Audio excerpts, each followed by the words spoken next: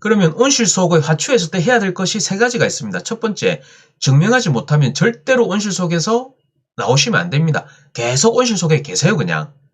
정년퇴직할 때까지 계속 계셔야 됩니다. 증명하지 못했는데 온실속에서 나오게 되면 이 세렝게티 초원에서 하이에나들한테 잡혀 먹힐 수밖에 없다는 것이죠. 괜히 증명하지 못했는데 온실속에서 나오게 되면 특히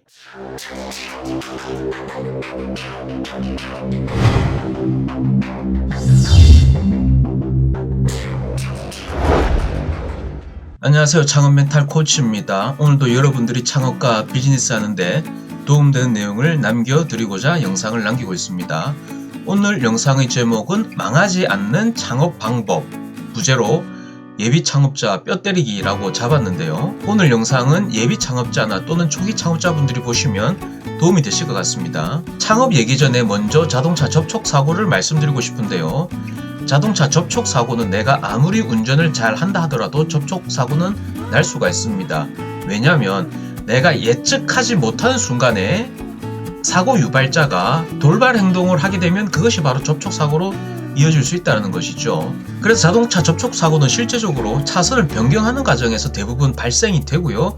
예를 들어서 나는 제대로 내 갈 길을 가고 있는데 사고 유발자가 갑자기 차선을 바꾸어서 끼어들면 이 상황에서는 사고가 날 수밖에 없습니다.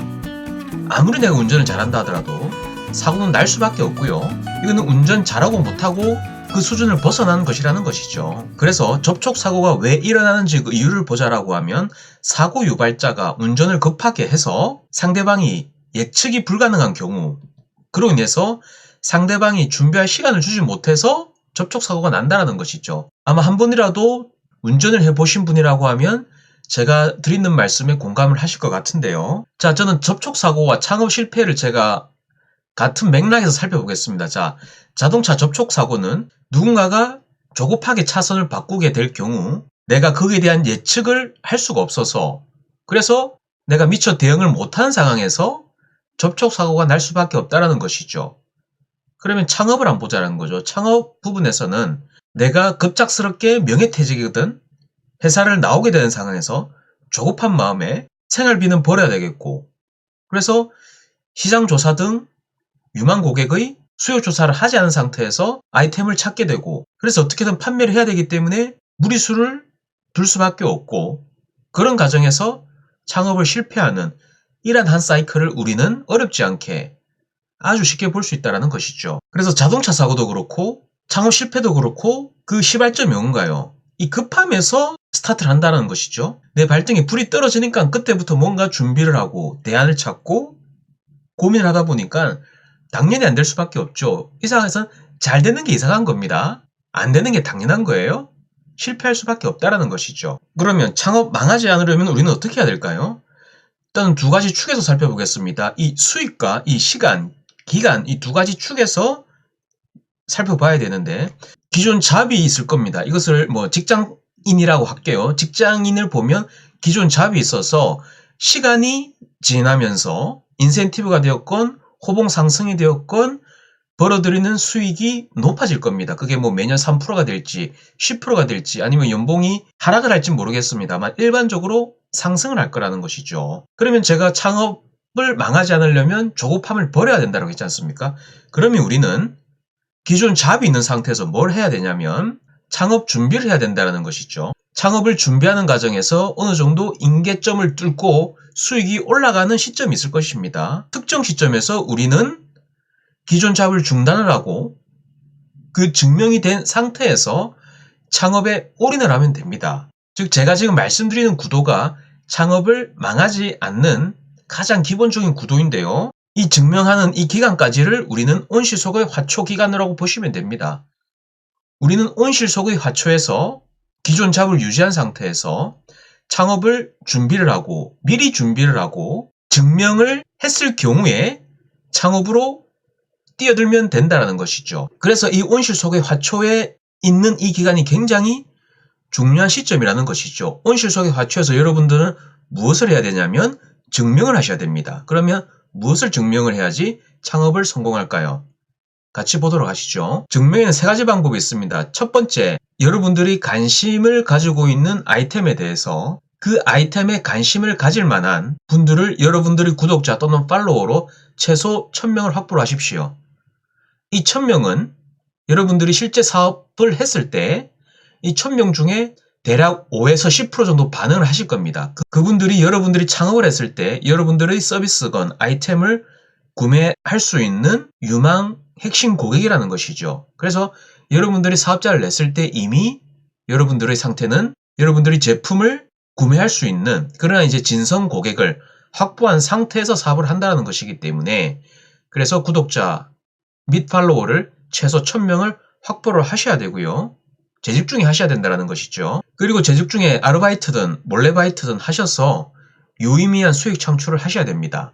제가 유의미한 의미 있는 수익 창출이라고 했는데 그것이 뭐 몇십만 원을 얘기하는 건 아니겠죠. 다만 그게 뭐 100만 원이 될지 월 단위로 100만 원이 될지 200만 원이 될지 여러분들이 기존 잡에서 가져가는 그 수익의 대략 한 50%건 아니면 90%건 그거는 이 방송을 들으시는 여러분들이 결정하시면 될 것 같고요.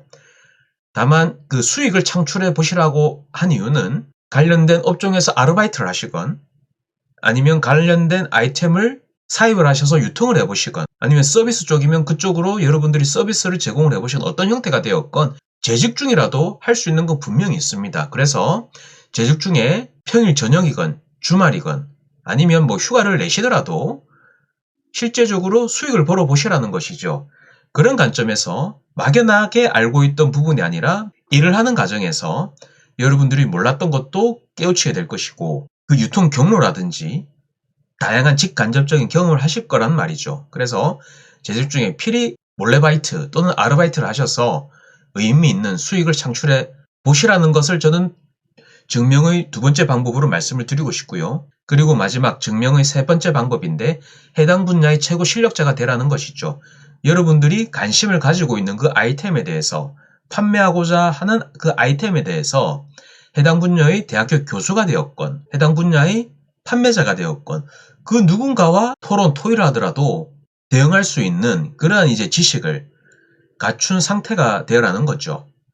즉 그 분야의 유통 경로라든지 상품의 특성이라든지 제품의 특성이라든지 이런 부분들에 대해서 전문가 수준으로 그 내용을 아셔야 된다는 것이죠. 그 제품을 모르고 진입하는 것과 알고 진입하는 것은 실제 사업을 했을 때 그 차이가 아주 커질 수밖에 없습니다. 그래서 이 세 가지 방법, 증명의 세 가지 방법을 도달한 상태에서 사업자를 내셔서 창업을 하시라고 말씀을 드리고 싶고요. 그러면 온실속의 화초했을 때 해야 될 것이 세 가지가 있습니다. 첫 번째, 증명하지 못하면 절대로 온실 속에서 나오시면 안 됩니다. 계속 온실 속에 계세요, 그냥.